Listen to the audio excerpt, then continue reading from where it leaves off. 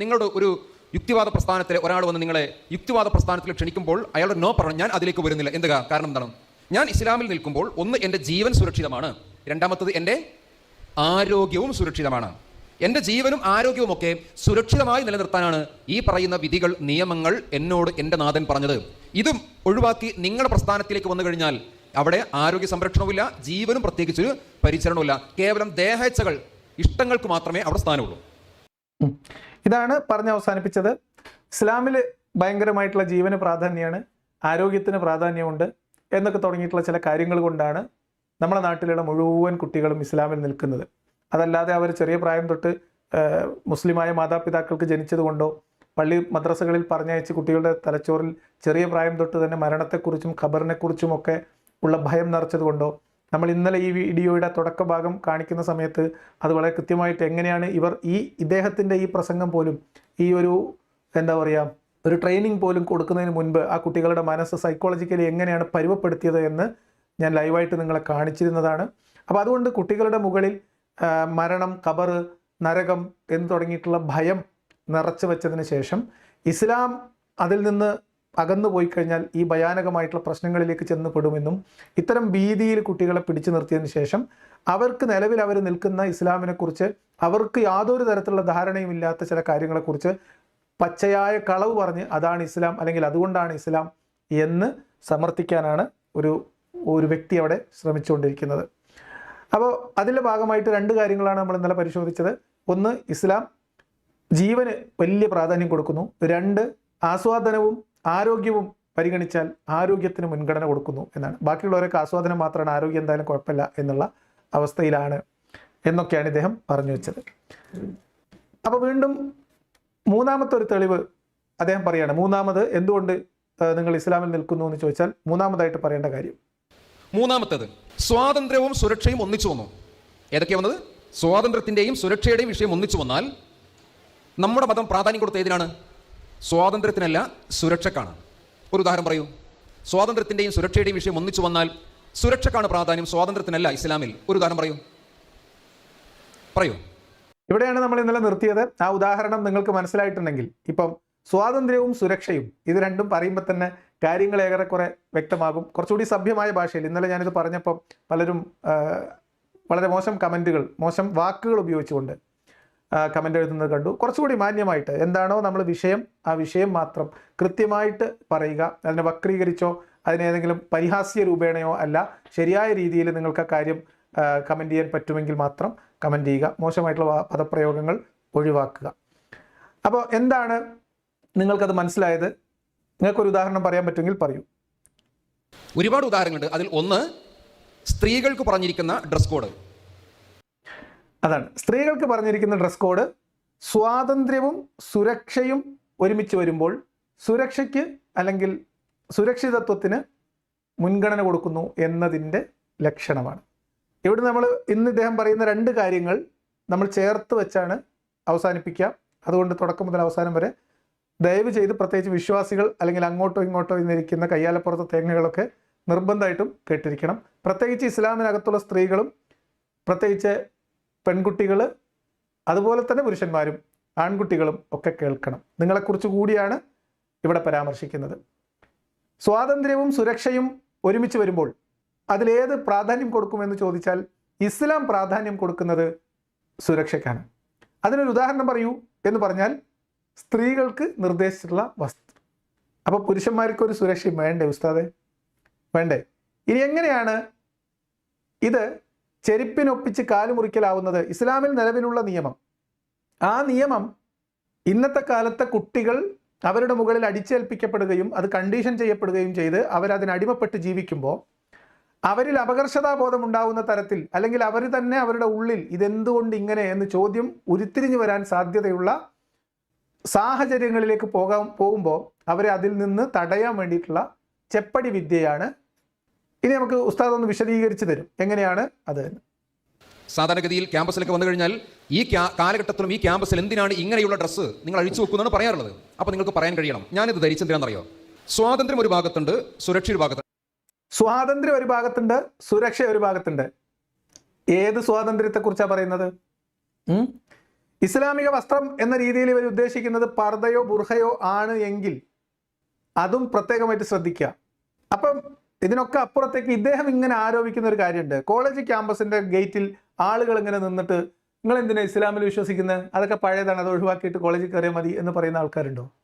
അതല്ലെങ്കിൽ അത്തരം ആശയപ്രചാരണത്തിന് വേണ്ടി കോളേജ് ക്യാമ്പസിന്റെ പ്രതലങ്ങൾ ഉപയോഗിക്കുന്ന ആൾക്കാരുണ്ടോ? എനിക്കറിയില്ല, ഈ ഉസ്താദിന് അറിയെങ്കിലും ഒന്ന് കാണിച്ചു തരണം. കോളേജ് ക്യാമ്പസുകളിൽ ചെറിയ സ്റ്റോളുകൾ ഇട്ടിട്ട് അവിടെ ലഘുലേഖ വിതരണം ചെയ്തിട്ട് നാളെ മരിച്ചു ചെന്നാൽ നിങ്ങൾക്ക് അത് കിട്ടും, ഇത് കിട്ടും, ഡിങ്കൻ അത് തരും, ഇത് തരും, നിങ്ങളുടെ ജീവിതം നിങ്ങൾ മരിച്ചാൽ എന്താണെന്ന് ആലോചിച്ചിട്ടുണ്ടോ എന്നൊക്കെ ചോദിച്ചിട്ട് ആളുകളെ ആശയക്കുഴപ്പത്തിലാക്കാനും മതപ്രചാരണം നടത്താനും ആശയപ്രചാരണം നടത്താനും കോളേജുകളും സ്കൂളുകളും ബസ് സ്റ്റോപ്പുകളും തെരഞ്ഞെടുക്കുന്നത് ആരാണ്? എന്തിന് ആശുപത്രി കിടക്കകൾ വരെ, ശസ്ത്രക്രിയയുടെ മുൻപ് രോഗികൾ പിന്നെ കാത്തിരിക്കുന്ന കേന്ദ്രങ്ങളിൽ വരെ, ICUവിൽ വരെ പോയിട്ട് എന്തിനാ അങ്ങോട്ടൊക്കെ പോകുന്നത്?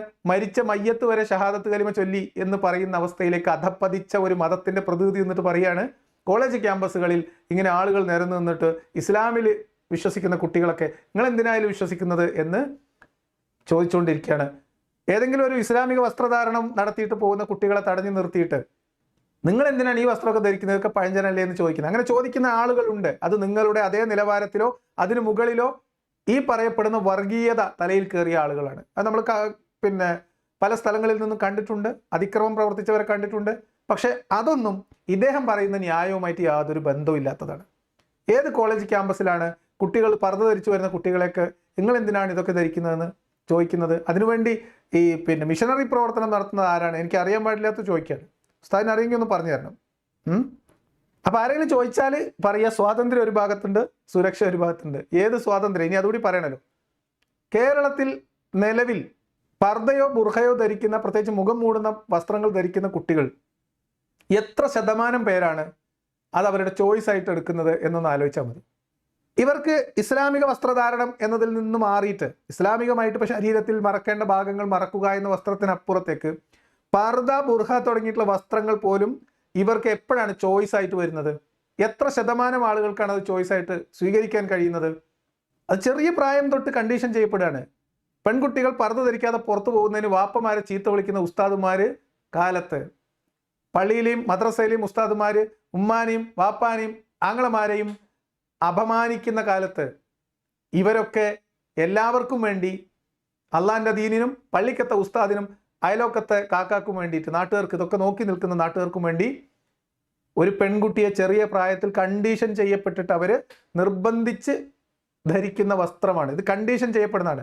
അങ്ങനെ കണ്ടീഷൻ ചെയ്യപ്പെട്ട കുട്ടിക്ക് ആ കാര്യത്തിൽ ഒരു കംഫർട്ട് ഫീൽ ചെയ്യുന്നുണ്ടാവും സ്വാഭാവികമായിട്ടും. ചെറിയ പ്രായം തൊട്ട് ഒരേ രീതിയിൽ തന്നെ പരിശീലിപ്പിച്ച് വന്ന കുട്ടിക്ക് അതൊരു കംഫർട്ടായിരിക്കും. കാരണം അത് അവർ ചെറിയ പ്രായം തൊട്ട് അങ്ങനെ കണ്ടീഷൻ ചെയ്യപ്പെട്ടതാണ്. എന്നാൽ അതിൻ്റെ കാരണം എന്നത് നിങ്ങൾ +2 ക്ലാസ്സിലെ കുട്ടികൾക്ക് കോളേജിലേക്ക് പോകുന്നതിന് മുൻപ് ചെന്നിട്ട് ഇങ്ങനെ പറഞ്ഞു കൊടുത്ത് സൂത്രം പറഞ്ഞു കൊടുക്കേണ്ടതാണോ? ഇതൊന്നും അറിയാതെയാണോ ഈ കുട്ടി ഇത്രയും കാലം ആ ഇസ്ലാമിക വസ്ത്രം എന്ന രീതിയിൽ പർദ്ദയും ബുർഹയും ഒക്കെ ധരിച്ചത്? അപ്പൊ ഇതിലൊക്കെ ചില അപാകതകൾ ഉണ്ട്. ഇനി അദ്ദേഹം പറയുന്നത് എന്താണെന്ന് നോക്കൂ. എന്താണ് സ്വാതന്ത്ര്യം? വസ്ത്രം ധരിക്കാതെ അല്ലെങ്കിൽ ശരീരം വേണ്ട രൂപത്തിൽ മറക്കാതെ നടക്കാനുള്ള സ്വാതന്ത്ര്യമുണ്ട്. വസ്ത്രം ധരിക്കാതെ, അതായത് ഇവിടെ മുതൽ നിങ്ങൾ ശ്രദ്ധിക്കുക, ഇസ്ലാമിക വസ്ത്രം ഈസ് ഈക്വൽ ടു പർദ്ദ. പർദ്ദയും ബുർഹയും ഒക്കെ ധരിക്കുക, ഇല്ലെങ്കിൽ വസ്ത്രം ഇടാതെ നടക്കുക. ഈ 2 വസ്ത്രമേ ഉള്ളൂ. ചോയ്സിന്റെ ഒരു റേഞ്ച് നിങ്ങൾ ആലോചിക്കണം. ഇസ്ലാമിക വസ്ത്രധാരണം, അതല്ലെങ്കിൽ വസ്ത്രം ധരിക്കാതെയുള്ള അഴിഞ്ഞാട്ടം. പർദ്ദ ധരിക്കാത്തവർ അല്ലെങ്കിൽ എന്തായാലും പറയാം ഹിജാബ് ധരിക്കാത്തവരൊക്കെ മുസ്ലിം സ്ത്രീകളെ അഴിഞ്ഞാട്ടക്കാരികളാണ് എന്ന് പറഞ്ഞിട്ട് പുലിവാല് പിടിച്ച ഒരു സമസ്തയുടെ നേതാവിനെ നിങ്ങൾക്ക് ഈ സമയത്ത് ഓർമ്മ വരുന്നുണ്ടാവും എന്നാണ് ഞാൻ വിചാരിക്കുന്നത്. പക്ഷെ ആ സ്വാതന്ത്ര്യം ഞാൻ ഉപയോഗപ്പെടുത്തുകയാണെങ്കിൽ എനിക്ക് അതിലൂടെ ഉണ്ടാകുന്നത് അക്രമമാണ്, പീഡനമാണ്. ഒരു ഉദാഹരണം പറയാം. ഇപ്പം നിങ്ങൾ ഇരിക്കുന്നത് പോലെ ഇസ്ലാം പറഞ്ഞ രൂപത്തിൽ മുഖവും മുൻകൈയും ഒഴികെയുള്ള ബാക്കി എല്ലാ ഭാഗവും മറച്ചുകൊണ്ട് ഒരു സ്ത്രീ, മറ്റൊരു സ്ത്രീ അങ്ങനെയൊന്നും മറക്കാതെ ശരീരത്തിന്റെ പല ഭാഗങ്ങളും പുറത്ത് കാണിച്ച ഒരു സ്ത്രീ, ഈ 2 സ്ത്രീകളും നമ്മുടെ കണ്ണൂർ പട്ടണത്തിലൂടെ നടക്കുന്നു എന്ന് സങ്കല്പിക്കുക. ഇതിൽ ഏത് സ്ത്രീക്കായിരിക്കും പരപുരുഷന്മാരുടെ മോശം കമാൻഡുകൾ കേൾക്കാൻ കൂടുതൽ സാധ്യതയുള്ളത്? വസ്ത്രം വേണ്ട രൂപത്തിൽ മറക്കാത്ത സ്ത്രീക്ക്. ഏത് സ്ത്രീ ആയിരിക്കും കൂടുതൽ അക്രമത്തിനും പീഡനത്തിനും ഇരയാകാൻ സാധ്യതയുള്ളത്? വസ്ത്രം കൂടുതൽ ധരിക്കാത്ത, ശരീരം പുറത്ത് കാണിച്ച സ്ത്രീക്ക്. ഇത് നല്ല ചൂരൽ വെട്ടി ചന്തിക്കടി കൊടുത്ത് പറഞ്ഞ് മനസ്സിലാക്കി കൊടുക്കേണ്ട കാര്യമാണ് ഈ ഉസ്താദിനെ കയ്യിൽ കിട്ടിയാൽ. ഞാൻ ആലങ്കാരികമായിട്ട് പറയുന്നതാണെന്ന് മാത്രം വിചാരിക്കേണ്ട, സീരിയസ് ആയിട്ട് പറഞ്ഞാണ്. വാസ്തവത്തിൽ ഇദ്ദേഹം പറഞ്ഞത് കണ്ണൂർ ടൗണിലൂടെ പർദ്ദ ധരിക്കാത്ത നടന്നു പോകുന്ന കുട്ടികളെയൊക്കെ കമൻ്റ് അടിക്കുന്ന അല്ലെങ്കിൽ അവിടെ ശല്യം ചെയ്യുന്ന ആളുകളാണ് എന്നാണ് ഇദ്ദേഹം പറഞ്ഞു വെച്ചത്. കണ്ണൂർ ടൗണിലുള്ള പുരുഷന്മാരൊക്കെ വായു നോക്കികളും ഞരമ്പ് രോഗികളുമാണ് എന്നാണ് ഇപ്പോൾ ഉസ്താദ് പറഞ്ഞതിൻ്റെ പച്ചമലയാളം. പർദ്ദ ധരിച്ചു പോകുന്ന കുട്ടികളെ പ്രത്യേകിച്ച് കമൻ്റ് ഒന്നും അടിക്കൂല, അല്ലെങ്കിൽ ശല്യം ചെയ്യൂല, പീഡിപ്പിക്കപ്പെടൂല. അതല്ലാത്ത സ്ത്രീകൾ അത് കൂടി നടന്നാൽ അവരെ കമൻ്റ് അടിക്കുകയും അവരെ ഉപദ്രവിക്കുകയും അവരെ തക്കം കിട്ടിയാൽ പീഡിപ്പിക്കുകയും ചെയ്യുന്ന ആളുകളാണ് കണ്ണൂർ ടൗണിൽ എന്നാണ് ഇദ്ദേഹം പറഞ്ഞത്. എന്തിനാ കണ്ണൂർ ടൗൺ മാത്രമാക്കുന്നത്? ഇവരുടെ കണ്ണിൽ പുരുഷന്മാരൊക്കെ ഇങ്ങനെ ഞരമ്പ് രോഗികളാണ്. ഇതാര് പഠിപ്പിച്ചു കൊടുത്തതാണെന്ന് ആലോചിക്കണം. ഒരാളുടെ കാഴ്ചപ്പാട് അയാളുടെ പ്രത്യയശാസ്ത്രത്തിലും അയാൾ ഉണ്ടാക്കുന്ന നിയമങ്ങളും പ്രതിഫലിക്കും എന്നതിന് ഇതിനേക്കാളും മികച്ച ഉദാഹരണം ഉണ്ടോ? ആലോചിച്ച് നോക്കണം. ഇദ്ദേഹത്തിൻ്റെ ന്യായമാണ്, അത് അദ്ദേഹം ഒന്നുകൂടി വിശദീകരിച്ച് പറയും. ഇതിൽ നമുക്ക് ഈ ഭാഗം നിങ്ങൾ കൃത്യമായിട്ടൊന്ന് ഓർത്ത് വെക്കണം. എന്നിട്ട് നമ്മൾ സുരക്ഷയുടെ കാര്യത്തിന് എന്ത് പ്രതിവിധിയാണ് എന്ന് അദ്ദേഹം പറയുന്ന അവസാനത്തെ ഒരു കാര്യത്തിലോട്ട് ഈ സംഭവം നമുക്കൊന്ന് തിരിച്ച് ചിന്തിക്കേണ്ടതും ഉണ്ട്. നോക്കാം. അപ്പോൾ വസ്ത്രം ധരിക്കാതെ നടക്കുക എന്നത് സ്വാതന്ത്ര്യമാണ്. പക്ഷെ ആ സ്വാതന്ത്ര്യം ആരാണോ ഉപയോഗപ്പെടുത്തുന്നത് അതിനുശേഷം അയാൾക്ക് സംഭവിക്കുന്നത് പീഡനമായിരിക്കും, അക്രമമായിരിക്കും.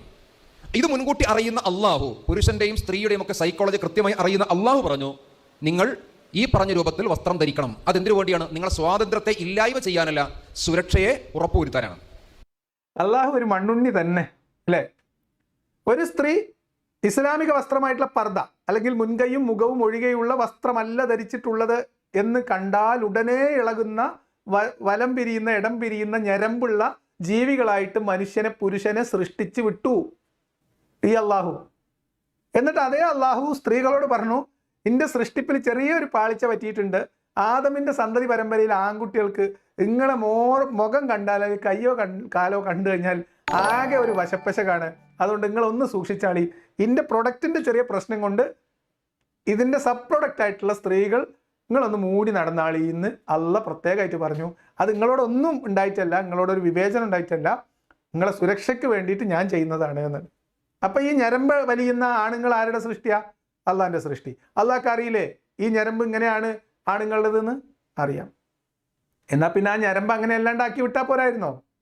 അതുകൊണ്ടാണ് ഞാൻ പറഞ്ഞത് അള്ളാഹു ഒരു മണ്ണുണ്ണി തന്നെ. അഹ്സനുൽ ഖാലിഖീൻ എന്നാണ് പറയാ. സൃഷ്ടികർത്താക്കളിൽ വെച്ച് ഏറ്റവും മികച്ച ആൾ സൃഷ്ടിച്ചതിൻ്റെ കോലമാണ് ഇത്. അള്ളാഹിൻ്റെ ആദ്യത്തെ സൃഷ്ടിയുടെ ശല്യത്തിൽ നിന്ന് രക്ഷപ്പെടാൻ വേണ്ടി അതിൻ്റെ ഉപസൃഷ്ടിയോട് വേണമെങ്കിൽ ശരീരം മൊത്തം മൂടി നടന്നോ എന്ന് നിയമം പറഞ്ഞു കൊടുത്തു, സൂത്രം പറഞ്ഞു കൊടുത്തു അള്ളാഹു മഹാനും വേറെന്തൊക്കെയോ ആണ് അല്ലേ ഉസ്താദേ? എന്നാൽ ഈ മതം വിട്ട് നിങ്ങൾ യുക്തിവാദത്തിലേക്കോ നിരീശ്വരവാദത്തിലേക്കോ നാസ്തിക പ്രസ്ഥാനത്തിലേക്കോ നിങ്ങൾ പോയി സങ്കല്പിക്കുക. അവിടെ നിങ്ങൾക്ക് സ്വാതന്ത്ര്യത്തിന് ഒരുപാട് അവസരം ഉണ്ടാവും. ഡ്രസ്സ് ധരിച്ചും ധരിക്കാതെയും ഒക്കെ നടക്കാം, ശരീരം പുറത്ത് കാണിച്ചും അല്ലാതെയും നടക്കാം. പക്ഷെ അതിനു പുറകിൽ ഉണ്ടാകുന്ന പീഡനം, ശാരീരികമായ ഉപദ്രവം, ലൈംഗികമായ പീഡനം, മോശം കമന്റുകൾ, ഇതിനൊന്നും അവർക്ക് ഒരു പ്രതിവിധിയും പരിഹാരവും നിർദ്ദേശിക്കാനില്ല. ഇത്രയൊക്കെ പറഞ്ഞ സ്ഥിതിക്ക് നമ്മൾ ഇസ്ലാമിനെ കുറിച്ച് രണ്ട് വാക്ക് പറയാതെ മുന്നോട്ട് പോകുന്നതിൽ ഒരു അർത്ഥമില്ലല്ലോ. കാരണം ഈ നിലവാരത്തിലുള്ള ഉസ്താദുമാരാണ് +2 കുട്ടികൾക്ക്, പെൺകുട്ടികൾക്ക് പർദ്ദയുടെ സാങ്കത്യം വിശദീകരിച്ചു കൊടുക്കുന്നതെങ്കിൽ ഹദീസും ചരിത്രവും നമ്മൾ കുറച്ച് ഉസ്താദിനും പറഞ്ഞു കൊടുക്കണമല്ലോ. എന്താണ് ഇസ്ലാമിക വസ്ത്രധാരണത്തിൻ്റെ കാര്യം? ഈ ഉസ്താദ് പറഞ്ഞത് ശരിയാണ്. മുഹമ്മദ് നബിയുടെ കാലഘട്ടത്തിൽ ജീവിച്ചിരുന്ന മുഹമ്മദിൻ്റെ അനുയായികൾ തെരുവിലൂടെ നടക്കുന്ന സ്ത്രീകളെ ശല്യം ചെയ്യുമായിരുന്നു. അറിഞ്ഞുകൊണ്ട് തന്നെ പറയുന്നതാണ്. ഇത് നിങ്ങൾ കട്ട് ചെയ്തിട്ട് വാ, തെളിവ് ഞാനപ്പോൾ തരാം.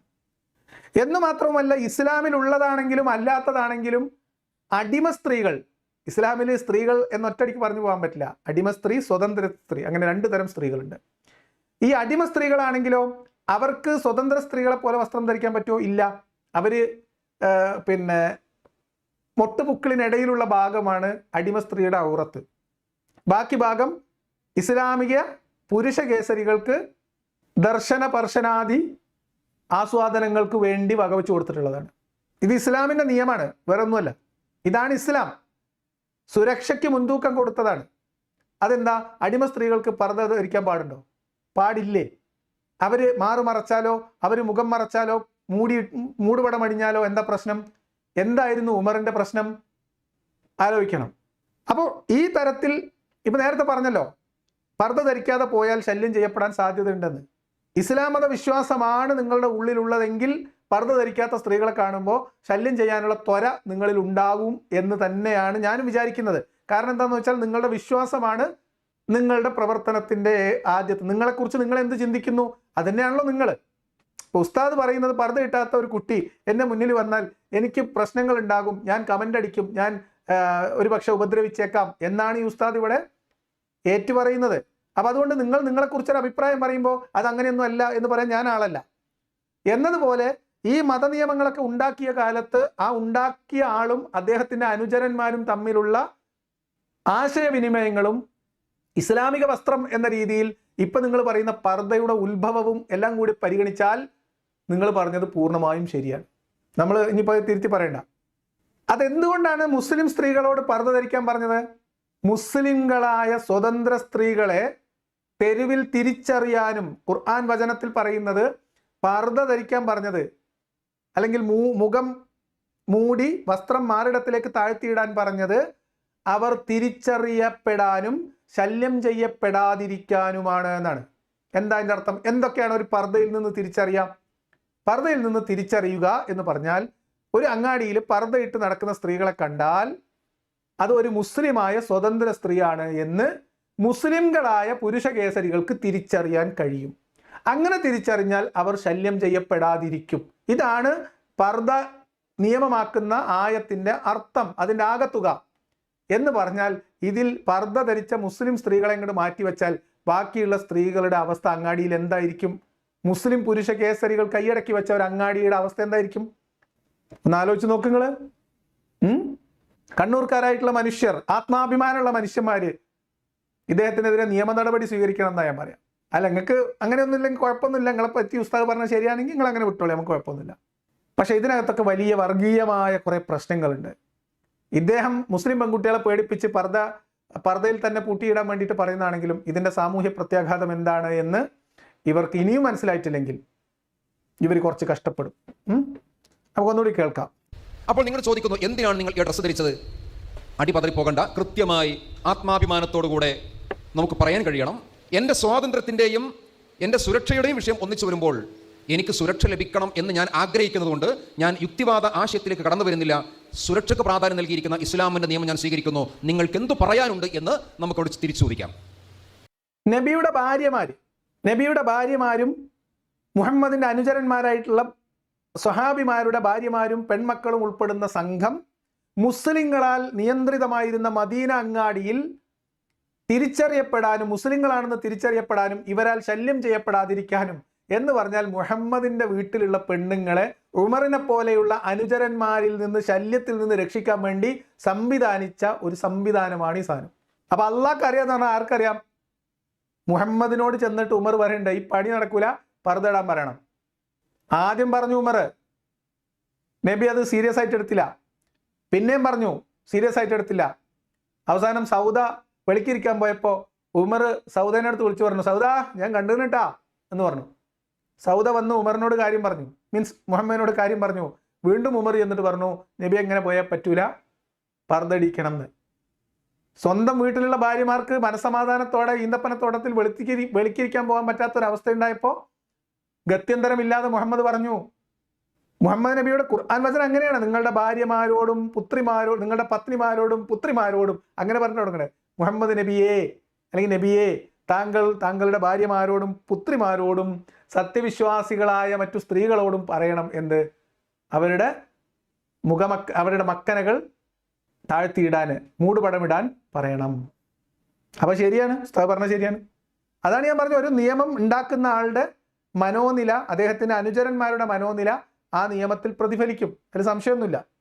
അപ്പൊ എന്തായാലും അതാണ് അതിൻ്റെ ഒരു കാര്യം. അപ്പൊ ഇതാണ് ഇസ്ലാമിക പർദ്ദയുടെ കഥ. എന്നിട്ട് ഈ പർദ്ദ ഇന്നത്തെ കാലത്തെ പെൺകുട്ടികൾ ധരിക്കുന്നതിൻ്റെ കാരണം കണ്ണൂരിൽ പാവപ്പിടിച്ച മനുഷ്യന്മാരുടെ, ആണുങ്ങളുടെ, വെറുതെ അവരുടെ ഉപജീവന മാർഗത്തിന് അങ്ങാടിയിലേക്ക് ഇറങ്ങുന്ന മനുഷ്യന്മാരുടെ തലയിൽ കൊണ്ടുവെക്കുകയാണ്. ഉമറിന്റെ കൊള്ളരുതായ്മ സ്വഭാവം, മുഹമ്മദ് നബിയുടെ വീട്ടിലിരിക്കുന്ന സ്ത്രീകൾക്ക് സുരക്ഷയൊരുക്കാൻ വേണ്ടി മുഹമ്മദ് നബി പറഞ്ഞ ഒരു സൂത്രം 2024 കണ്ണൂരിൽ കോളേജിൽ പോകുന്ന പെൺകുട്ടികൾ ശല്യം ചെയ്യപ്പെടും എന്ന തരത്തിൽ വ്യാഖ്യാനിക്കപ്പെടുകയും കണ്ണൂരിൽ റോഡരികിൽ നിൽക്കുന്ന, ഉപജീവനം നടത്തുന്ന, അവിടെ തൊഴിലെടുക്കുന്ന, പുറത്തിറങ്ങി നടക്കുന്ന മുഴുവൻ പുരുഷന്മാരും സ്ത്രീകളെ കണ്ടാൽ ആക്രമിക്കാൻ നടക്കുന്നവരാണ്, കമൻ്റടിക്കാൻ നടക്കുന്നവരാണ് എന്ന ഒരവസ്ഥ പറഞ്ഞ് അതിട്ടടപ്പടലിൽ കൊണ്ട് കെട്ടിവെക്കുകയുമാണ് ചെയ്യുന്നത്.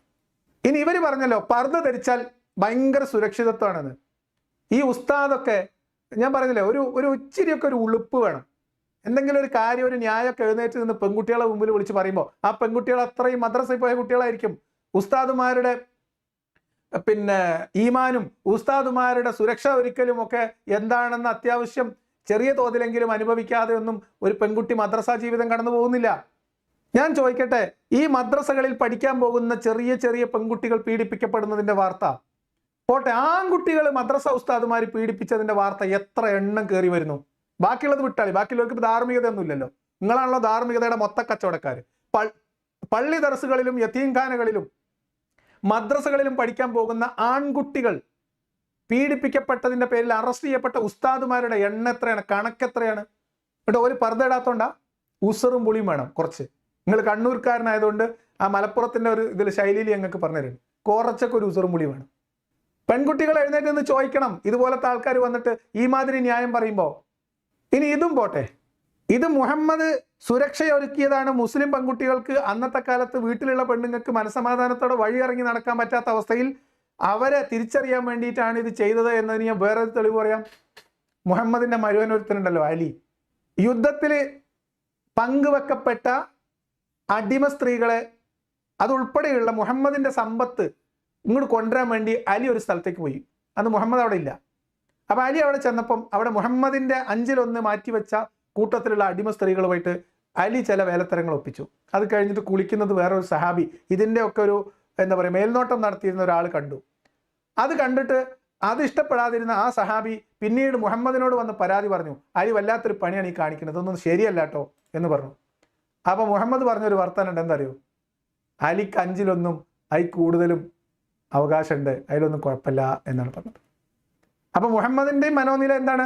മുഹമ്മദിന്റെ വീട്ടിലുള്ള സത്യവിശ്വാസികളായിട്ടുള്ള തൻ്റെ അനുചരന്മാരുടെ വീട്ടിലുള്ള ഭാര്യമാരും സ്വതന്ത്ര സ്ത്രീകളും മാത്രം സുരക്ഷിതരായിരുന്നാൽ മതി. അടിമ സ്ത്രീകളോടോ യുദ്ധത്തിൽ തടവുകാരാക്കി പിടിക്കുന്നവരോടോ ഒന്നും അവർക്കൊന്നും സുരക്ഷയുടെ ആവശ്യമില്ല. അതൊക്കെ ആസ്വാദനത്തിന്റെ ഗണത്തിലേക്ക് മാറ്റിയിട്ടിരിക്കുകയാണ്. എന്തായാലും ഉസ്താദ് പറഞ്ഞു തീർക്കട്ടെ. ഇനി 4ാമത്തെ പോയിന്റ് പറയാം. വ്യക്തിയുടെയും സമൂഹത്തിന്റെയും വിഷയം ഒന്നിച്ചു വന്നാൽ, ഏതാണ്? വ്യക്തിയുടെയും സമൂഹത്തിന്റെയും പ്രശ്നം ഒന്നിച്ചു വന്നാൽ നമ്മുടെ മതം അഥവാ അള്ളാഹുവിന്റെ മതം പ്രാധാന്യം കൊടുത്തത് സമൂഹത്തിന്റെ സുരക്ഷക്കാണ്, വ്യക്തിയുടെ താല്പര്യത്തിനല്ല. ഒരു ഉദാഹരണം പറയൂ. അതിനൊരു ഉദാഹരണം പറയും. ഈ വ്യക്തിയുടെയും സമൂഹത്തിന്റെയും കാര്യം വരുമ്പോൾ സമൂഹത്തിന്റെ സുരക്ഷയ്ക്ക് വേണ്ടി അള്ള ചെയ്യുന്ന ഒരു സൂത്രപ്പണിയുണ്ട്. ഇത് നമുക്ക് എന്തുകൊണ്ട് നേരത്തെ പറഞ്ഞ സ്വാതന്ത്ര്യവും സുരക്ഷയുടെയും പ്രശ്നം വരുമ്പോൾ സുരക്ഷയ്ക്ക് മുന്നോക്കം കൊടുക്കുന്നിടത്ത് എന്ന് പറഞ്ഞാൽ സ്വാതന്ത്ര്യം ഹനിക്കപ്പെടുന്നതിന് കാരണമാകുന്ന സാമൂഹ്യ തിന്മകളെ പ്രതിരോധിക്കുന്നതിൽ പ്രയോഗിച്ചുകൂടാ എന്നൊരു ചോദ്യമാണ് എനിക്ക് ചോദിക്കാനുള്ളത്. അതൊന്ന് കേട്ട് കഴിഞ്ഞിട്ട് ഞാൻ അതിനെക്കുറിച്ച് പറയാം. അവിടെ നമുക്ക് ഇസ്ലാമിലെ ശിക്ഷാ നിയമങ്ങൾ പറയാം. ഇസ്ലാമിൽ കുറെ ശിക്ഷാ നിയമങ്ങളുണ്ട്. നിങ്ങൾക്കറിയാവുന്ന ഒരു ശിക്ഷാ നിയമം പറയും ഇസ്ലാമിൽ. നിങ്ങൾക്ക് പറയും, ഞാൻ പറയാം. മുർത്തദിനെ കൊല്ലണം. ഒരാൾ മതം വിട്ടാൽ അയാളെ കൊല്ലണം എന്നൊരു ശിക്ഷാ നിയമം ഇസ്ലാമിലുണ്ട്. പക്ഷെ എന്താ പ്രശ്നം എന്ന് വെച്ചാൽ, ഏതെങ്കിലും ഒരു കുട്ടി എഴുന്നേറ്റ് നിന്നിട്ട് ഉസ്താദിനോട് ഇസ്ലാമിലുള്ള ഏതെങ്കിലും ഒരു ശിക്ഷാ നിയമം പറയും ഇസ്ലാമിലുള്ളത് എന്ന് പറഞ്ഞിട്ട് ഒരു കുട്ടി എഴുന്നേറ്റ് നിന്നിട്ട് പറയാണ് മുർത്തദിനെ കൊല്ലണം ഉസ്താദേ. ഇത് പറഞ്ഞാൽ ഉസ്താദ് വലിക്കും അവിടെ കിടന്നിട്ട്. ഓക്കെ, എന്തായാലും ഉസ്താദിന് പറ്റുന്നൊരു സംഭവം തന്നെ പറയട്ടെ, എന്നാലേ ഇപ്പൊ അത് മുന്നോട്ട് പോകുള്ളൂ, ചർച്ച മുന്നോട്ട് പോകണല്ലോ. ഇസ്ലാമിൽ ഒരു ശിക്ഷാ നിയമം പറയോ? എന്താണ്? കട്ടവന്റെ കൈ മുറിക്കണം. അങ്ങനെ കുറെ നിയമമുണ്ട് അല്ലേ? കളവ് നടത്തിയവന്റെ കൈ മുറിക്കുക എന്ന ഇസ്ലാമിലെ ശിക്ഷാ നിയമം കേൾക്കുമ്പോൾ പലരും പരിഹസിക്കും. ഇതെന്തൊരു കാടൻ നിയമം, നമ്മൾ ജീവിക്കുന്ന ആധുനിക കാലഘട്ടത്തെ അറിയാതെ പണ്ടത്തെ 6ാം നൂറ്റാണ്ടിന്റെ പഴയ നിയമങ്ങളാണ് ഇപ്പോഴും മുസ്ലിങ്ങൾ കൊണ്ടു നടക്കുന്നതെന്ന് പറയും. നമുക്ക് പരിശോധിക്കാം. കട്ടവന്റെ കൈവെട്ടണം എന്ന ഒരു ഇസ്ലാമിക നിയമം കാടൻ നിയമമാണെന്നൊന്ന് പറയും. പക്ഷെ മുഹമ്മദ് നബിയുടെ ശിക്ഷാരീതികളൊക്കെ വെച്ച് നോക്കുമ്പോൾ ഇന്ന് ബാക്കിയായിട്ടുള്ള ഇസ്ലാമിൽ ബാക്കിയായിട്ടുള്ള നിയമങ്ങളിൽ കട്ടവന്റെ കൈവെട്ടലൊക്കെ ചെറുത്.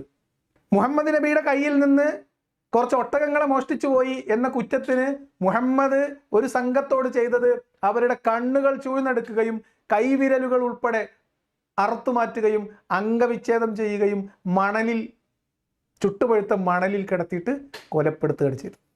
അതൊക്കെ വെച്ച് നോക്കുമ്പോൾ മുഹമ്മദ് നബിയുടെ ഒട്ടകം കട്ടവരുടെ അവസ്ഥ വെച്ച് നോക്കുമ്പോൾ ഇപ്പം എന്തെങ്കിലും കൽക്കുന്നവരുടെ കയ്യല്ലേ പോകുന്നുള്ളൂ എന്ന് വേണമെങ്കിൽ ആശ്വസിക്കാം. വരട്ടെ, ഇദ്ദേഹം പറഞ്ഞു വരുന്നത് എന്താണെന്ന് വെച്ചാൽ, കട്ടവന്റെ കൈവെട്ടുക എന്നതിനകത്ത് വ്യക്തിയും സമൂഹവും ഒന്നിച്ചു വരുമ്പോൾ സമൂഹത്തിനാണ് മുൻഗണന. അത് പറയാനാണ് ഇപ്പൊ ഇത് പറയുന്നത് കേട്ടോ. ആവശ്യം നമുക്ക് പറയട്ടെ. അപ്പം നമ്മുടെ നാട്ടിൽ ഒരു കള്ളൻ ഉണ്ടെങ്കിൽ ആ നാട്ടിലെ എല്ലാവർക്കും വലിയ പേടിയായിരിക്കും. നിർഭയത്വം നഷ്ടമാകും. സ്ത്രീകൾക്കും കുട്ടികൾക്കും മുതിർന്നവർക്കും ഒന്നും പുറത്തിറങ്ങാൻ കഴിയാതെ എല്ലാവരും വലിയ ഭയത്തോടു കൂടെ മാത്രം കഴിയുന്ന സാഹചര്യം ഉണ്ടാകും. രണ്ടാമത്തത്, കളവിനിടയിൽ ഒരുപാട് കൊലപാതകം നടക്കുന്നുണ്ട്. പ്രായം ചെന്ന ദമ്പതിമാർ തലക്കടിയേറ്റ് മരിച്ചു എന്ന ഒരു വാർത്ത കേട്ടാൽ നമുക്ക് ഉറപ്പിക്കാം അത് ഏതിനിടയിലായിരിക്കും? യെസ്, കളവ് നടക്കുന്നതിന്റെ ഇടയിലായിരിക്കും. എങ്ങനെ നമുക്ക് ഉറപ്പിക്കാൻ പറ്റും? സ്ത്രീകളും പെൺകുട്ടികളും ഒക്കെ വഴി നടക്കാൻ പേടിക്കുന്നത് നാട്ടിൽ മോഷ്ടാവുള്ളത് കൊണ്ട് മാത്രമല്ലല്ലോ. നിങ്ങൾ നേരത്തെ പറഞ്ഞ പ്രശ്നം കൊണ്ടും വരൂലേ? വായി നോക്കാനും കമന്റ് അടിക്കാനും പർദ്ദയിടാതെ പുറത്തിറങ്ങിയാൽ ഉപദ്രവിക്കാനും പീഡിപ്പിക്കാനും നിൽക്കുന്ന ആൺ സംഘങ്ങൾ വിലസുന്ന ടൗണിലൂടെ പുറത്തിറങ്ങാൻ ഏത് പെണ്ണും പേടിക്കൂലേ? ഏത് പെൺകുട്ടിയും പേടിക്കൂലേ? ഏത് സ്ത്രീയും പേടിക്കൂലേ? ഏത് അമ്മയും പേടിക്കൂലേ? ഏതെങ്കിലും ഒരു സ്ത്രീയോ പെൺകുട്ടിയോ അമ്മയോ വയോധികയോ തലക്കടിയേറ്റ് കൊലപ്പെട്ട് കിടക്കുന്നു എന്ന് പറഞ്ഞാൽ കേവലം മോഷണ ശ്രമത്തിനിടയിൽ മാത്രമേ സംഭവിക്കുള്ളൂ? നിങ്ങൾ നേരത്തെ പറഞ്ഞ കാറ്റഗറിയിൽപ്പെടുന്ന ആണുങ്ങൾ പർദ്ദ ധരിക്കാതെങ്ങാനും ഒരു അമ്മൂമ്മ പുറത്തിറങ്ങിയാൽ അവർക്കും ഇതേ അവസ്ഥ ഉണ്ടാവാൻ സാധ്യതയില്ലേ? അവരെ പീഡിപ്പിക്കാൻ ശ്രമിക്കുകയോ അതിനെ എതിർക്കാൻ ശ്രമിക്കുമ്പോൾ കൊലപ്പെടുത്തുകയൊക്കെ ചെയ്തുകൂടായില്ലല്ലോ. എങ്ങനെ നിങ്ങൾക്ക് ഉറപ്പിച്ചു പറയാൻ പറ്റാത്ത മോഷ്ടാവ് കൊണ്ടായിരിക്കുന്നു? എന്തെങ്കിലും ആവട്ടെ, നിങ്ങൾ മോഷ്ടാവിന്റെ കഥ പറയും, നമുക്കിതൊക്കെ ക്ലിയർ ആയിട്ട് പറഞ്ഞുതരാം നിങ്ങൾക്ക്. അപ്പൊ ഒരു കള്ളൻ സമൂഹത്തിലുണ്ടെങ്കിൽ ആ സമൂഹത്തിന്റെ നിർഭയത്വമാണ് ഇല്ലാതാകുന്നത്. എല്ലാവരും പേടിച്ചരണ്ട് കഴിയുന്നു, എല്ലാവരും പരസ്പരം സംശയത്തിൽ കഴിയേണ്ടി വരും. എന്നാൽ കളവ് നടത്തി പിടിക്കപ്പെട്ടിരിക്കുന്ന ഒരു വ്യക്തിയുടെ കൈ മുറിച്ചു കളയുമ്പോൾ മറ്റാർക്കെങ്കിലും ഇനി കളവിന് ആഗ്രഹമുണ്ടെങ്കിൽ ഈ വ്യക്തിയെ കാണുമ്പോൾ ഞാൻ കളവ് നടത്തിയാലും എൻ്റെ കൈ നഷ്ടപ്പെടും എന്ന ചിന്ത, എന്ന ഭയം അയാളെ കളവിൽ നിന്ന് പിന്തിരിപ്പിക്കും. അങ്ങനെ കളവിൽ നിന്ന് പിന്തിരിപ്പിക്കുമ്പോൾ സമൂഹത്തിൽ നിന്ന് കള്ളന്മാരില്ലാതെയായി തീരും. സമൂഹത്തിൽ നിന്ന് കള്ളന്മാരില്ലാതെയായി തീരുമ്പോൾ സമൂഹത്തിലെ സ്ത്രീകൾക്കും കുട്ടികൾക്കും മുതിർന്നവർക്കും എല്ലാവർക്കും നിർഭയമായി ജീവിക്കാൻ കഴിയും. അപ്പോൾ എന്തിനാണ് കളവ് നടത്തിയവന്റെ കൈ മുറിക്കണം എന്ന് പറഞ്ഞത്? അത് കള്ളനോടുള്ള ക്രൂരത കൊണ്ടല്ല, പിന്നെയോ സമൂഹത്തിനോടുള്ള താല്പര്യം കൊണ്ടാണ്. എന്ത് മണ്ടത്തരമാണ് ഇദ്ദേഹം പറയുന്നത് ആലോചിച്ചോക്കൂ. ഞാൻ പറയുന്നത് ഇനി സർക്കാസമാണ് എന്ന് മനസ്സിലാകാൻ വിശ്വാസികൾക്ക് പ്രത്യേകിച്ച് സാധ്യതയില്ലാത്തത് കൊണ്ട് തുടക്കത്തിൽ പറയാം, ഞാനൊരു തമാശ പറയാം. ഒരു നാട്ടിൽ കള്ളനുണ്ട്, കള്ളന്മാർ മോഷ്ടിക്കാൻ സാധ്യതയുണ്ട് എങ്കിൽ നിങ്ങൾ വീടിന് മൊത്തത്തിൽ ഒരു കറുത്ത കവറടിച്ച് നന്നായിട്ട് കെട്ടി വീട് മൂടി വെക്കുന്നതല്ലേ നല്ലത്? കള്ളൻ അകത്ത് കിടക്കാനുള്ള സാധ്യത ഉണ്ടെങ്കിലല്ലേ കള്ളൻ അകത്ത് കയറുള്ളൂ. കാരണം അകത്ത് കയറാനുള്ള ത്വര കള്ളന്മാർക്ക് പൊതുവിലുള്ളതാണല്ലോ. അപ്പം അതുകൊണ്ട് വീടുകൾക്ക് പർദ്ദ ധരിപ്പിക്കലാണ് കള്ളൻ്റെ കൈവെട്ടുന്നതിനേക്കാൾ നല്ലത് എന്നാണ് എൻ്റെ പക്ഷം. ഇനി അങ്ങനെ അല്ല എങ്കിൽ നമുക്കിതിനെ വേറൊരു രീതിയിൽ കൈകാര്യം ചെയ്തുകൂടെ? കള്ളനോടുള്ള ക്രൂരത കൊണ്ടല്ല, സമൂഹത്തിന്റെ നന്മയിലുള്ള, സമൂഹത്തിന്റെ സുരക്ഷിതത്തിലുള്ള, സമൂഹം നിർഭയമായി കഴിയണമെന്ന് ഇസ്ലാം ആഗ്രഹിക്കുന്നത് കൊണ്ടാണ് ഇങ്ങനെയുള്ള ശിക്ഷാ നിയമങ്ങൾ വെച്ചത്. എന്ന് പറഞ്ഞാൽ നിങ്ങൾ ശ്രദ്ധിച്ച് മനസ്സിലാക്കണം, സമൂഹത്തിൽ നിർഭയത്വം ഉണ്ടാവാതിരിക്കാൻ വേണ്ടി സമൂഹത്തിന് പൊതുവിൽ ദോഷമാകുന്ന തരത്തിൽ പ്രവർത്തിക്കുന്ന ആളുകൾ, കള്ളന്മാർ, മോഷ്ടാക്കൾ ഉണ്ടെങ്കിൽ അവർ ആ മോഷണം ചെയ്തു കഴിഞ്ഞാൽ അവരുടെ കൈവെട്ടി മാറ്റുക എന്ന് പറയുന്നത് മോഷ്ടിക്കാനുള്ള ആളുകളുടെ ത്വരയെ ഇല്ലാതാക്കാനും മോഷ്ടിച്ചാൽ എനിക്ക് ഈ ഗതി വരും, എനിക്ക് കൈയില്ലാണ്ടാകും എന്ന് ഭയം ജനിപ്പിക്കാനും അതുവഴി സുരക്ഷിതത്വം ഉറപ്പുവരുത്താനും ആണ് എന്നാണ് പുസ്തകം പറഞ്ഞത്. അങ്ങനെയാണെങ്കിൽ ഞാൻ ചോദിക്കട്ടെ, സ്ത്രീകളുടെ സുരക്ഷ ഉറപ്പുവരുത്താൻ എന്തിനാണ് സ്ത്രീകളെ നിങ്ങൾ ചാക്കിനകത്തേക്ക് മാറ്റുന്നത്? എന്തിനാണ് സ്ത്രീകളെ നിങ്ങൾ വീടകങ്ങളിലേക്ക് പൂട്ടിയിടുന്നത്? അക്രമ പ്രവർത്തനം എന്തുകൊണ്ടാണ് മോഷ്ടാവിന്റെ കൈ മുറിക്കുന്നത്? നിങ്ങൾ പറയും. സമാനമായിട്ട് അള്ളാഹ്ക്ക് സ്ത്രീകളുടെ സുരക്ഷയായിരുന്നു പ്രധാനമെങ്കിൽ ഇതേ നിയമം നമുക്ക് ഇപ്പുറത്ത് ഇംപ്ലിമെന്റ് ചെയ്യാമല്ലോ. എങ്ങനെ ഇംപ്ലിമെന്റ് ചെയ്യാം? എന്തിനാ മോഷ്ടിച്ചവന്റെ കൈ വെട്ടുന്നത്? കക്കാൻ ഉപയോഗിച്ച അല്ലെങ്കിൽ കൈ കളവ് നടത്തുന്നത് കൈ ഉപയോഗിച്ചുകൊണ്ടാണ് എന്നതുകൊണ്ടാണ് കട്ടവന്റെ കൈ വെട്ടിയിട്ട് സമൂഹത്തിന് സുരക്ഷിതത്വം ഉറപ്പു കൊടുക്കുന്നത്. സ്ത്രീകളുടെ സുരക്ഷയും സ്വാതന്ത്ര്യവും ഒരുമിച്ച് ഉറപ്പു കൊടുക്കാലോ. രണ്ടേ രണ്ട് അവയവം, അക്രമം ചെയ്യുന്നവന്റെ രണ്ടേ രണ്ട് അവയവം. ഇസ്ലാമിൽ എങ്ങനെ അറിയോ? ഒരാൾ മോഷണം നടത്തി, അവന്റെ കൈ മുറിക്കും, ആദ്യം കൈപ്പത്തി. പിന്നെയും മോഷണം നടത്തി, ഒറ്റ കൈയും വെച്ച് ഇവൻ പിന്നെയും മോഷണം നടത്തിയാൽ ഇവന്റെ ഓപ്പോസിറ്റ് ഡയറക്ഷനിൽ നിന്ന് കാൽപാദം മുറിച്ചു മാറ്റും. അതിന്റെ കാരണം എന്താ? കൈ നടത്താൻ ഉപയോഗിക്കുന്ന അവയവം, അതിലേക്ക് അവൻ നടക്കാൻ ഉപയോഗിച്ച അവയവം, ഇത് രണ്ടിൽ നിന്നും പാതി ഭാഗം കട്ട് ചെയ്ത് കളയും. എന്നിട്ടും ഇവൻ മോഷണം നടത്തിയാൽ ആദ്യത്തെ മറ്റേ കൈ വെട്ടും. പിന്നെ മോഷണം നടത്തിയാൽ രണ്ട് കൈയും രണ്ട് കാൽപാദവും ഇല്ലാത്തവനായിട്ട് ഇവൻ പിന്നെ മോഷ്ടിക്കൂലല്ലോ, സ്വാഭാവികം. ഞാൻ ചോദിക്കട്ടെ, ഇത്രയൊന്നും കഷ്ടപ്പെടണ്ടല്ലോ. കണ്ണൂർ ടൗണിലൂടെ പർദ്ദയിടാത്ത നടന്നു പോയി അതിൻ്റെ പേരിൽ ഒരു കുട്ടി ആക്രമിക്കപ്പെട്ടാൽ അവനെ കൊണ്ടുപോയി നല്ല സുന്നത്ത് കഴിക്കുന്ന ഡോക്ടർമാർ കുറച്ചും കൂടി ഒന്ന് കയറ്റി സുന്നത്ത് കഴിച്ചാൽ തീരാവുന്ന പ്രശ്നമല്ലേ ഉള്ളൂ. എന്തിനാണ് സ്ത്രീകളെ നിങ്ങൾ സ്ത്രീകളുടെ സ്വാതന്ത്ര്യവും സുരക്ഷയും ഉറപ്പുവരുത്തുക, സമൂഹത്തിന്റെ സുരക്ഷ ഉറപ്പുവരുത്തുവാൻ അക്രമിയെ മാതൃകാപരമായി ശിക്ഷിക്കുക എന്ന നിയമമാണ്, എന്ന സൂത്രമാണ് അള്ളാഹ് പ്രയോഗിക്കുന്നതെങ്കിൽ സ്ത്രീകളോട് അപമര്യാദയായി പെരുമാറുന്നവൻ ആദ്യം അവൻ്റെ പ്രശ്നം തീർന്നില്ലേ? 4 ആളെ ചെയ്താൽ പോരെ? കണ്ണൂർ ടൗണിലുള്ള ആണുങ്ങളൊക്കെ അടങ്ങിയിരിക്കൂല അവിടെ ഉസ്താദെ? എന്തിന് ആ ഉമറിന് മാത്രം അന്നിപ്പണി ചെയ്ത് വിട്ടിരുന്നെങ്കിൽ ഈ നിയമം തന്നെ ഉണ്ടാവില്ല. പിന്നല്ലേ ഉമർ ചില്ലറക്കാരനായിരുന്നോ? എന്താ നിങ്ങൾ വിചാരിക്കുന്നത്? ഉമർ ജഗജില്ലിയായിരുന്നു. ഞാൻ പറഞ്ഞതല്ല, ഉമറിൻ്റെ പൂർവ്വകാല ചരിത്രം കൃത്യമായിട്ട് മൂല്യമാർ വയലു പറഞ്ഞത് അവിടെ ഉണ്ട്. ഉക്കാല ചന്തയിലൂടെ പുറത്തിറങ്ങി നടക്കാൻ സ്ത്രീകൾക്കും പെൺകുട്ടികൾക്കും ഭയമായിരുന്നു ഉമറിനെ പേടിച്ചിട്ട്. ആ ഉമറിനെ പേടിച്ചിട്ടാണ് മുഹമ്മദ് നബി മുസ്ലിങ്ങളായ സ്ത്രീകളോടും സ്വന്തം വീട്ടിലുള്ള ഭാര്യമാരോടും പുത്രിമാരോടും പർദ്ദ ധരിക്കാൻ ആവശ്യപ്പെട്ടത്. അവൻ 4 ആളുടെ ചൂച്ചാമണി കട്ട് ചെയ്ത് കാക്കക്കിട്ട് കൊടുത്താൽ സ്ത്രീകൾക്ക് സുരക്ഷിതത്വവുമാകും, അവർക്ക് സ്വാതന്ത്ര്യവും ലഭിക്കും. ഇല്ലേ? അപ്പൊ കള്ളന്മാരിൽ നിന്ന് സമൂഹത്തിന് സുരക്ഷിതത്വം കൊടുക്കാൻ കള്ളന്റെ കൈവെട്ടി മാറ്റുക, സ്ത്രീകളോട് അക്രമം കാണിക്കും എന്ന് ഭയപ്പെടുന്ന ഘട്ടങ്ങളിൽ സ്ത്രീകളെ ചാക്കിൻ്റെ ഉള്ളിൽ കയറ്റുക. ഇവിടെ സ്ത്രീകളുടെ സുരക്ഷിതത്വം അല്ല ഇസ്ലാമിക വസ്ത്രധാരണത്തിന്റെ അടിസ്ഥാനം. സ്ത്രീകളെ അടക്കി നിർത്തുക, പുരുഷന്റെ സ്വകാര്യ സ്വത്തായി വീടകങ്ങളിൽ പൂട്ടിയിടുക എന്ന ഇസ്ലാമിക തന്ത്രം, പുരുഷന്റെ അടിമത്തമാണ് സ്ത്രീകളെ സംബന്ധിച്ച് ഇസ്ലാമിൽ. ഇനി എന്നിട്ടും ശല്യം ചെയ്യണം. ഞാൻ പറയുന്നത് ആദ്യം ഒരു കണ്ണ് തീരുമാനാക്കിയാൽ മതി. കാരണം ഇവൻ ഈ കണ്ണുകൊണ്ട് നോക്കിയിട്ടാണല്ലോ. അപ്പോൾ പർദ്ദ ഇടാതെ ഒരു പെൺകുട്ടി പോകുന്നു, ഇസ്ലാമിൽ വേറെ നിയമമുണ്ടല്ലോ. നടന്നു വരുന്നത് ഒരു സ്ത്രീയാണ് എന്ന് മനസ്സിലായാൽ അത് സ്ത്രീയാണെന്ന് മനസ്സിലാവുന്നവരെ നോക്കുക, പിന്നെ നോക്കാൻ പാടില്ല. അത് ഹറാമാണ്, കണ്ണിന്റെ വ്യഭിചാരമാണ്. കണ്ണുകൊണ്ട് വ്യഭിചാരം ചെയ്യുന്നവൻ ആദ്യം അവന്റെ ഇടത്തെ കണ്ണ് കുത്തിപ്പൊട്ടിച്ച് കളയുക. എന്നിട്ടും അവൻ കണ്ണുകൊണ്ട് വ്യഭിചരിക്കുകയാണെങ്കിൽ അവന്റെ വലത്തെ കണ്ണും കുത്തിപ്പൊട്ടിച്ച് കളയുക. എന്നിട്ടും ഇവൻ അക്രമ പ്രവർത്തിക്കുകയാണ്, തപ്പിപ്പിടിച്ചു പോയിട്ട് ഇവൻ പിന്നെ വഴിയിൽ നടക്കുന്ന സ്ത്രീകളെയൊക്കെ, പർദ്ദയിടാത്ത സ്ത്രീകളെയൊക്കെ അപമര്യാദയായിട്ട് പെരുമാറും, പ്രശ്നം ഉണ്ടാക്കും, ആക്രമിക്കും, പീഡിപ്പിക്കുകയും ചെയ്യുകയാണെങ്കിൽ അവന് മറ്റേ സംഭവം ചെയ്യാം. സ്ത്രീകൾ ഹാപ്പി, കുട്ടികൾ സുരക്ഷിതർ, ധൈര്യമായിട്ട് മദ്രസയ്ക്ക് കുട്ടികൾക്ക് പോവാം. ഇതല്ലേ ശരി? എന്താണ് നിങ്ങൾക്ക് ആ ശിക്ഷാവിധിയെ കുറിച്ച് നിങ്ങൾക്ക് അഭിപ്രായം എന്താ? ഇങ്ങനെ മതിയായിരുന്നില്ലേ? ഇതുകൊണ്ടാണ് ഞാൻ പറഞ്ഞത് അള്ളാഹ്ക്കൊരു ബോധം ഉണ്ടായിരുന്നില്ല. മുഹമ്മദ് നബിയുടെ വെപ്രാളവും ബേജാറും അതന്നെയാണ് അള്ളാഹുവിൻ്റെ വെപ്രാളവും ബേജാറും. മുഹമ്മദിൻ്റെ പേടിയും ആഗ്രഹവും അതന്നെയാണ് ഇസ്ലാമിലെ നിയമവും ഓഫറും. ഇത്ര ഇങ്ങനെ സിമ്പിളായിട്ട് നമുക്ക് മനസ്സിലാക്കാൻ പറ്റും. എന്തായാലും അതാണ് ഇന്ന് നമുക്ക് പറയാനുള്ളത്. ഇതൊക്കെ പറഞ്ഞു കൊടുത്തിട്ട് എന്താ പറയുക അറിയോ?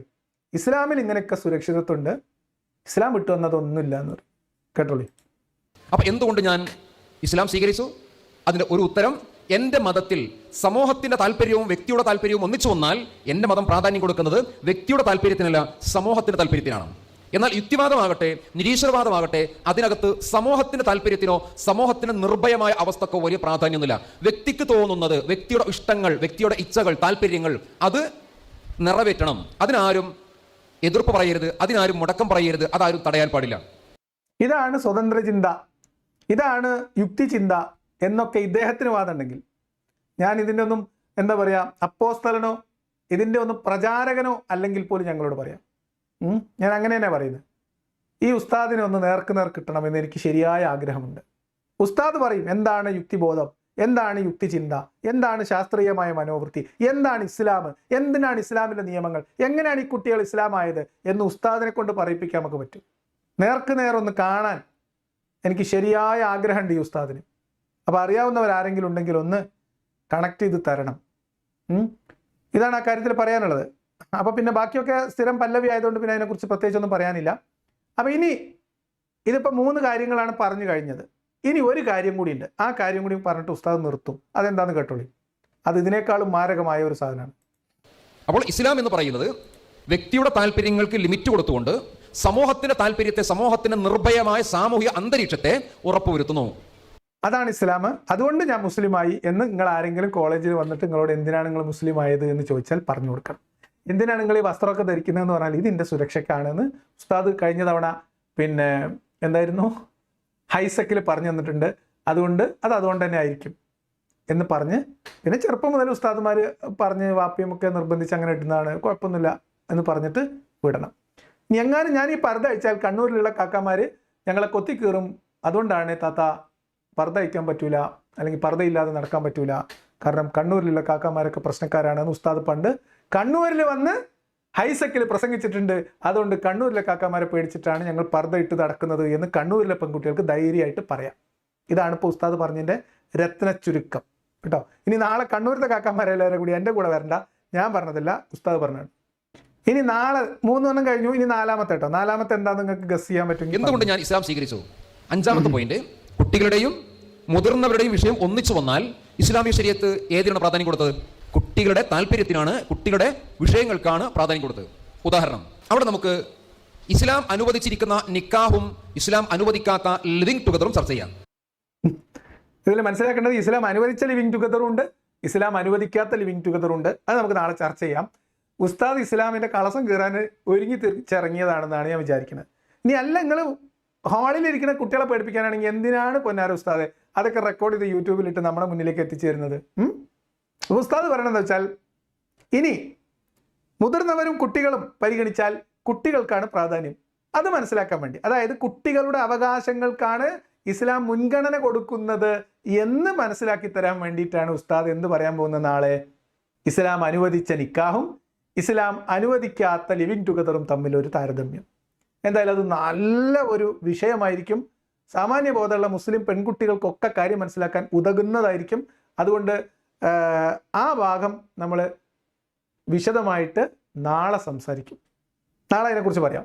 നാളത്തെ വിഷയം ലിവിംഗ് ടുഗദറും നിക്കാഹും ലിവിംഗ് ടുഗദർ, അതിനെക്കുറിച്ചുള്ള ഒരു താരതമ്യം. ഞാൻ പറയുന്നത്, ഞാൻ ഒരു ലിവിംഗ് ടുഗദറിൻ്റെ പ്രചാരകനായതുകൊണ്ടോ ഇന്ത്യ പോലെയുള്ള ഒരു സമൂഹത്തിൽ ലിവിംഗ് ടുഗദറിൻ്റെ സാധ്യതകളിലുള്ള പ്രശ്നങ്ങൾ അല്ലെങ്കിൽ ലിവിംഗ് ടുഗദറിലുള്ള പ്രശ്നങ്ങൾ അറിയാത്തത് കൊണ്ടോ അല്ല. ഇസ്ലാമിക നിക്കാഹുമായിട്ട് ഇതിനെ താരതമ്യം ചെയ്യാൻ വേണ്ടി ഉസ്താദ് തയ്യാറായി വരുമ്പോൾ ഇസ്ലാമിലെ നിക്കാഹും ലിവിംഗ് ടുഗദർ എന്ന് പറയുന്ന ശരിയായ കൺസെപ്റ്റും എന്താണ് എന്നുള്ള കാര്യത്തിൽ നമുക്കൊരു താരതമ്യമാവാം.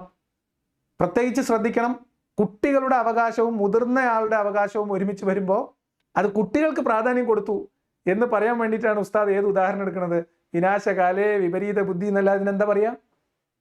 കുട്ടികളുടെ അവകാശം ഇസ്ലാം മുൻഗണന കൊടുക്കുന്നു എന്ന് പറയാൻ വേണ്ടിയിട്ട് ഉസ്താദ് എടുക്കാൻ കണ്ട ഒരു വിഷയം എന്ത്? നിങ്ങൾക്ക് ആ ഹദീസ് പറഞ്ഞാൽ പോരായിരുന്നില്ല ഉസ്താദ്? അനാഥ ബാലന്റെ മുന്നിൽ വെച്ച് സ്വന്തം മക്കളെ താലോലിക്കരുത് എന്ന് മുത്തു മുഹമ്മദ് സല്ലല്ലാഹു അലൈഹി വസല്ലം പറഞ്ഞിട്ടുണ്ട് എന്ന് പറഞ്ഞാൽ പോരായിരുന്നോ? നിങ്ങൾക്ക് തടി സലാമത്തായി കൂടായിരുന്നോ? മുതിർന്നവരുടെയും കുട്ടികളുടെയും കാര്യങ്ങൾ ഒരുമിച്ച് വരുമ്പോൾ കുട്ടികൾക്ക് മുൻഗണന കൊടുക്കുന്ന നിയമം, അതാണ്, അങ്ങനെ ഒരു മതമാണ് ഇസ്ലാം എന്ന് സ്ഥാപിക്കാൻ വേണ്ടിയിട്ട് ഉസ്താദ് എടുത്ത ഐറ്റം കൊള്ളാം, നിക്കാഹ്. ശരി, ആയിക്കോട്ടെ. ഉസ്താദിന് എവിടെയാണ് അമളി പറ്റിയതെന്നും എന്താണ് അമളി എന്നും ഇതിലെ പ്രശ്നം എന്താണെന്നും വിശദമായി നാളെ നമ്മൾ ഇസ്ലാമിലെ നിക്കാഹിൻ്റെ അവകാശവാദങ്ങളും ഇവർ പറയുന്ന ലിവിംഗ് ടുഗദറും ഒക്കെ ഒന്ന് വെച്ച് പരിശോധിക്കാം.